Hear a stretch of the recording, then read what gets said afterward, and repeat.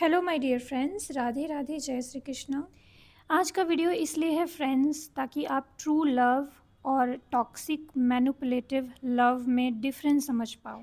आपके डीएम अगर आपको साइलेंट ट्रीटमेंट दे रहे हैं या किसी तरह का मैनिपुलेशन यूज़ कर रहे हैं तो आप उस कंडीशन में क्या सही बिहेव करके इस पैटर्न को ब्रेक कर सकते हो, इस चीज़ से बाहर निकल सकते हो। क्योंकि आपके डीएम आपके साथ जो भी कर रहे हैं वो निमित्त मात्र हैं। आप जो भी कर रहे हो आप निमित्त मात्र हो। सिचुएशन जो भी क्रिएट करी गई हैं उसमें लेसन है लर्न करने के लिए।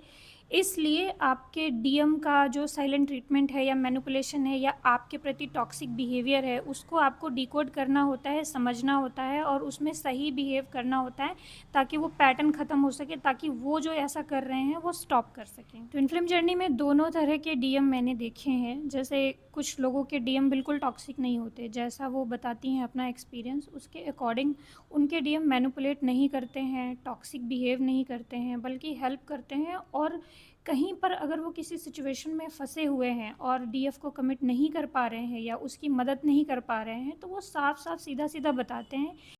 बहुत ज़्यादा टॉक्सिक और बैड बिहेव नहीं करते और मिसयूज़ नहीं करते।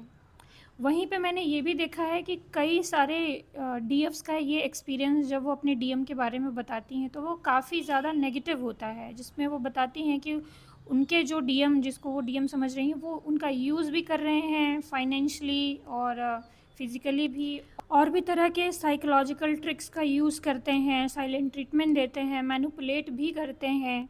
तो कभी कभी इस प्रकार के भी डीएम होते हैं जिनको अक्सर ट्विन फ्लेम मानना मुश्किल होने लग जाता है। इसमें डीएफ बहुत कंफ्यूज हो जाती हैं कि इनको ट्विन फ्लेम माने नहीं माने। ये कैसे डीएम आपके मिलेंगे या आपके डीएम कैसे हैं ये आपकी एनर्जी के ऊपर डिपेंड करता है। वो आपके साथ कैसा बिहेव कर रहे हैं ये भी आपकी एनर्जी के ऊपर डिपेंड करता है। उसी डीएम को आप टॉक्सिक बिहेव करते देख सकते हो और उसी डीएम को हील होने के बाद आप अच्छा बिहेव करते भी देख सकते हो। कार्मिक के सिचुएशन में भी यही सही है। जैसे कि फैमिली कार्मिक होती है किसी टाइम पे, लेकिन जब आप हीलिंग करते हो तो वही फैमिली आपके साथ अलग बिहेव करने लग जाती है, वही फैमिली सपोर्टिव हो जाती है। तो बिल्कुल डीएम के केस में भी ऐसा ही होता है। अगर टॉक्सिक डीएम हैं, अगर आप हीलिंग करते हो, आप बाउंड्रीज़ बनाते हो और आप समझ जाते हो उनका मैनिपुलेशन, साइलेंट ट्रीटमेंट या फिर और टॉक्सिक जो बिहेव करते हैं उसके अकॉर्डिंग आप सही बिहेव करना शुरू कर देते हो, बाउंड्रीज़ बनाना शुरू कर देते हो, तो उनका बिहेवियर बदलता है। आप अगर उस बिहेवियर को एंटरटेन करते हो तो फिर वो चीज़ करते रह जाते हैं। इसमें आपका लेसन होता है, आपका अपना लेसन होता है कि आपको वहाँ पे क्या करना चाहिए, और जो डीएम ऐसा कर रहे होते हैं उनका अपना लेसन होता है। और साथ ही साथ डीएफ को भी और डीएम को भी ये जानना बहुत ज़रूरी है कि क्यों आपकी ट्विन फ्लेम जर्नी में कोई साइकोलॉजिकल ट्रिक्स, मैनिपुलेशन और टॉक्सिक बिहेवियर नहीं चलता है। क्योंकि आपके ट्विन फ्लेम जर्नी में आप ट्रू लव सीखने आए हो, ट्रू लव एक्सपीरियंस करने आए हो। आपकी डिज़ायर है ट्रू लव एक्सपीरियंस करने की। आपकी डिज़ायर है आपके साथ एक ट्रू लाइफ पार्टनर हो जो डिवाइन मैस्कुलिन हो, या डिवाइन मैस्कुलिन का ये फीलिंग रहता है कि उनके साथ कोई एक ट्रू फेमिनिन हो, ट्रू डिवाइन फेमिनिन। तो अगर ट्विन फ्लेम्स ऐसी डिज़ायर लेकर के आते हैं तो ज़रा आप सोचो कि क्या झूठा बिहेवियर या झूठा प्यार या साइकोलॉजिकल ट्रिक्स या मैनिपुलेशन यूज़ करके अपने ट्विन को पाने की कोशिश किसी भी तरह से काम आएगी क्या ट्विन फ्लेम जर्नी में? कभी भी काम नहीं आएगी। और ये बात जितना आपके डीएम को समझने की ज़रूरत होती है उतना ही डीएफ को भी समझने की ज़रूरत होती है। ये जर्नी खुद आपको ट्रू लव क्या है ये समझने के लिए और ट्रू लव जीने के लिए मिली है। तो भला झूठे बिहेवियर के साथ, साइलेंट ट्रीटमेंट के साथ, गैस लाइटिंग के साथ, मैनिपुलेशंस के साथ कैसे यूनियन हो सकता है? पॉसिबल ही नहीं है। इसलिए हमेशा ट्विन फ्लेम जर्नी में आपको सिंपल, सहज रहना होता है और ट्रू रहना होता है, ट्रू इंट्यूशन का यूज़ करना होता है, ट्रू एक्शंस लेने होते हैं। जो आपका दिल कहता है उसमें कितनी सच्चाई है उसके साथ। और अगर आप झूठ के साथ, मैनिपुलेशन के साथ एक्शंस ले रहे होते हैं तो वो डीएम को पता चल जाता है या डीएफ को डीएम का पता चल जाता है, और दोनों एक दूसरे की एनर्जी सेंस करते हैं। इसमें कुछ भी छुपा नहीं रहता, तो हमेशा वो चीज़ गलत ही जाती है। डीएफ की भी गलतियाँ होती हैं, डीएफ्स को लगता होगा कि वो तो बिल्कुल भी ऐसे ट्रिक्स का यूज़ नहीं करती, आप ट्रिक्स का यूज़ नहीं करते लेकिन दिमाग फिर भी लगाते हो। जैसे कि बार बार उसको चेस करना या उसे याद दिलाना कि तुम मेरे ट्विन फ्लेम हो, तो तुम्हारा ये फ़र्ज़ है, तुम भाग नहीं सकते, तुम दूर नहीं जा सकते।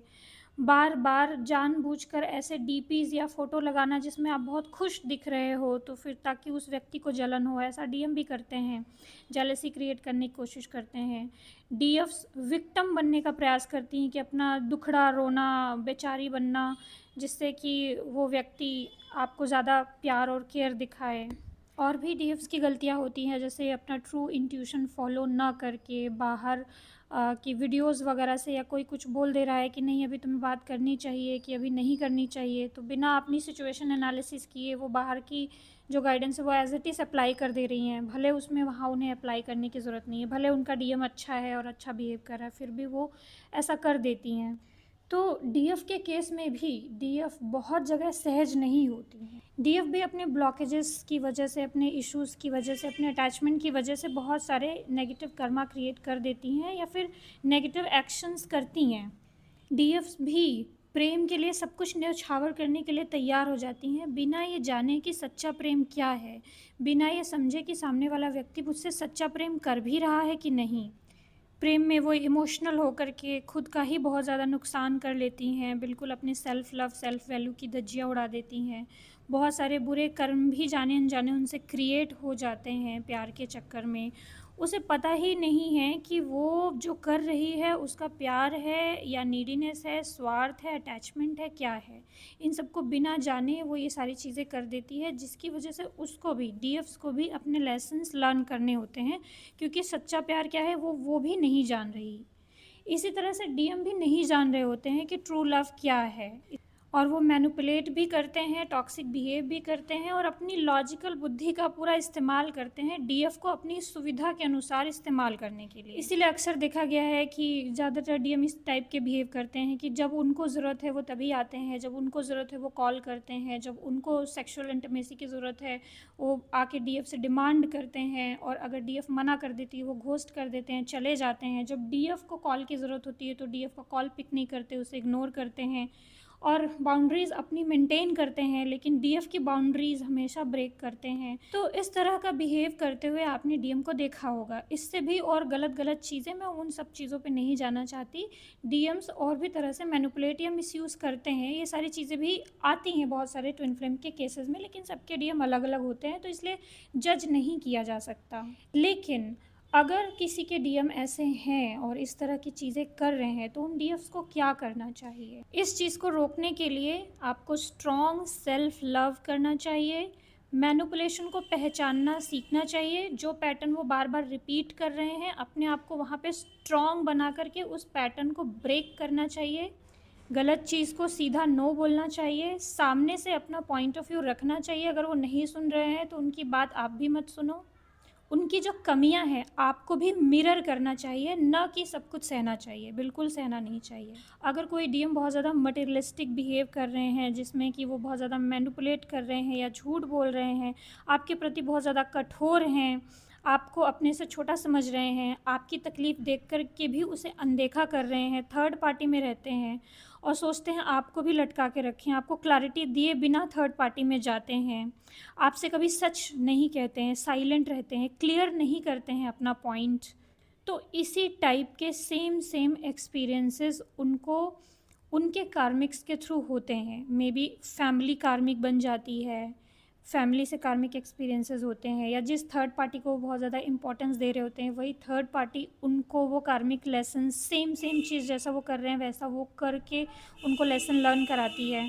उनके जॉब एरिया में, करियर में उनको ऐसे ही लोग मिल सकते हैं कि जो उन्हें मैनिपुलेट करे, उनसे झूठ बोले और उनका कोई नुकसान कर दें। अगर वो यहाँ पे आपका इमोशनल फ़ायदा उठा रहे होते हैं तो कोई उनका भी इमोशनल फ़ायदा उसी प्रकार उठा लेता है। ऐसे ही लोग, टॉक्सिक लोग उनकी लाइफ में आने लग जाते हैं जब भी उनका कार्मिक लेसन स्टार्ट होता है। जब यूनिवर्स आ जाता है इस चीज़ पे कि अब भाई इनको लेसन लर्न कराया जाए, तो वो सारे लेसन्स उनके सामने बैक टू बैक करके इसी तरह सामने आने लग जाते हैं।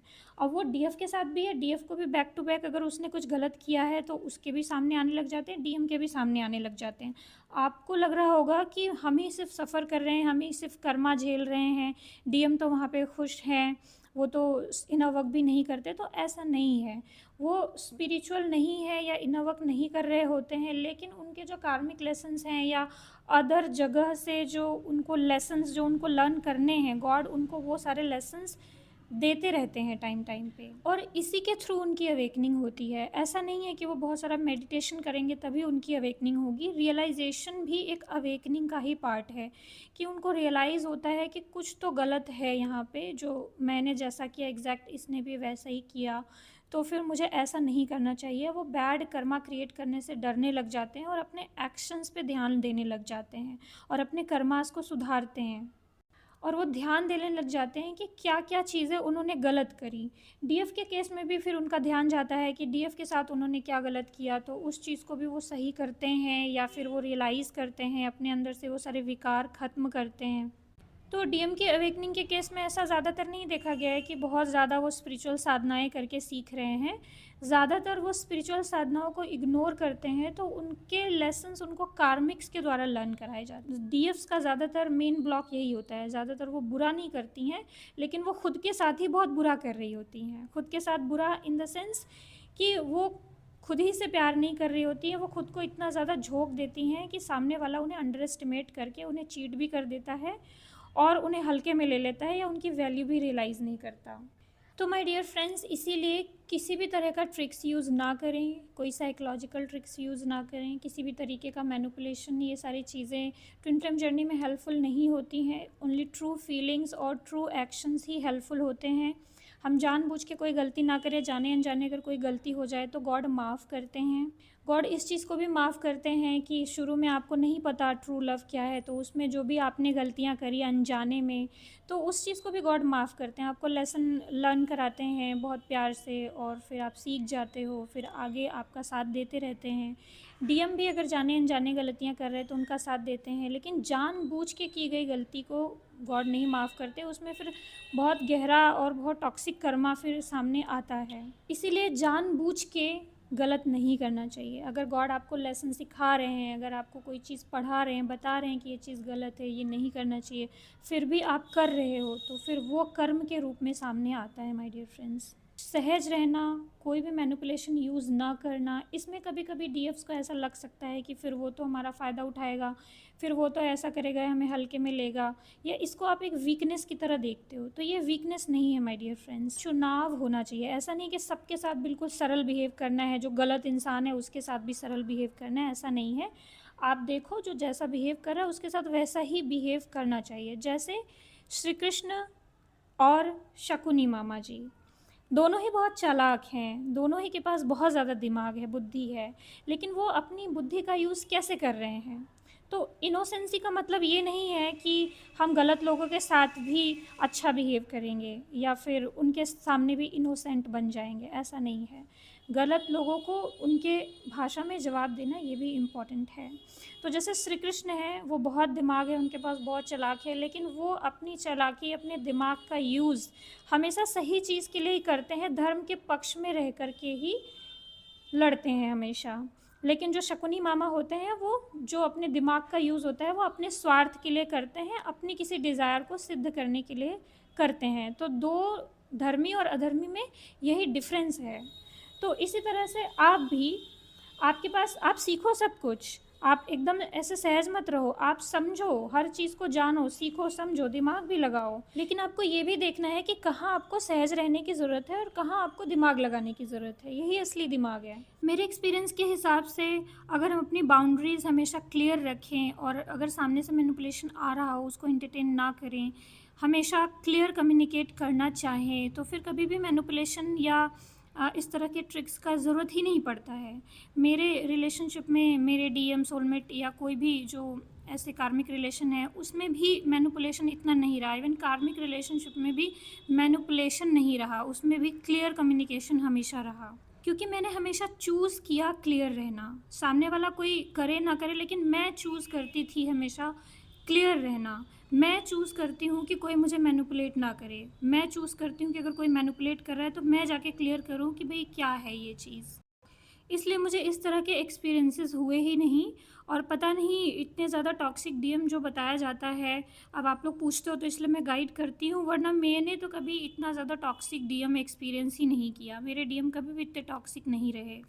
और मैं कहीं न कहीं अंदर से ये भी मानती हूँ कि जो इतने ज़्यादा टॉक्सिक डीएम होते हैं, कभी-कभी मुझे ऐसा लगता है कि वो ट्विन फ्लेम होते भी हैं या नहीं होते हैं। लेकिन मैं भी बहुत सारे लोगों की जर्नी देखी है, तो उसमें देखा है कि ट्विन फ्लेम होते हैं, बट वो कुछ डीएम्स अपने ब्लॉकेजेस की वजह से या पास्ट रिलेशन में बैड एक्सपीरियंसेस हुए उस वजह से, या उनको समझ में ही नहीं आ रहा है कि रिलेशनशिप को कैसे हैंडल करना है उस वजह से, या अपनी किसी फ़ियर की वजह से ऐसा कर रहे होते हैं, या उन्हें खुद ही नहीं पता होता है कि उन्हें क्या करना चाहिए। इमेच्योरिटी की वजह से भी ऐसा कर रहे होते हैं, जो कि लेसन्स के रूप में सामने आते हैं, और बाद में धीरे धीरे वो अपने लेसन लर्न करते हैं और उनमें सुधार आता है। तो okay my dear friends, hope कि ये वीडियो आपके लिए हेल्पफुल हुई हो। और फ्रेंड्स, ये स्पेसिफिक वीडियो है, ये टॉक्सिक और मैनिपुलेटिव डीएम्स के लिए बनाई गई है। तो अगर आपके डीएम ऐसे नहीं हैं तो आप खामखा इसे अपने ऊपर अप्लाई ना करें और अपना इनर इंट्यूशन यूज़ करते हुए पॉजिटिव रहें। और इस वीडियो के ओनली इंपॉर्टेंट लेसन्स के ऊपर ही ध्यान दें, बाकी सब इग्नोर करें। तो God bless you all friends, अपना ख्याल रखिए। राधे राधे, जय श्री कृष्ण।